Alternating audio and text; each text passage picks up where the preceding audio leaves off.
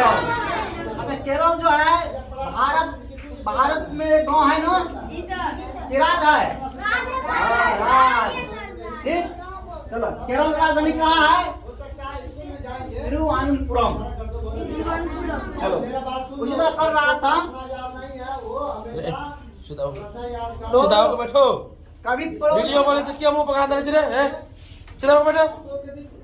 अब क्या होता था, इधर सुनो, अब रोज खाना खिलाता था, वो उसका पत्नी जो था ना दूसरे के यहाँ जाता था मांगने के लिए, तो अगल बगल लोग खाता था, है गे तो हर तक दुल्हा रोज लोग खिला है ना, बाद छठी में करता था, है गे तो हर दुल्हा रोज तक दूटा खिलावे रहे, तोरा कोनो चीज कमे दल कोई भगवान के तू मांगे ला आवे छी, एना बात कहता था। यानी कहता था आपका पंडित जी तो रोज 2 आदमी खाना खिला देता है, आप हमारे यहाँ क्यों आते हैं मांगने के लिए? बात सही है, हम रोज पैसा बांटते तो हम लोग सब में पैसा खाते ना, तू तो रोज देखे पैसे बांटे छ, कहता है ना जी।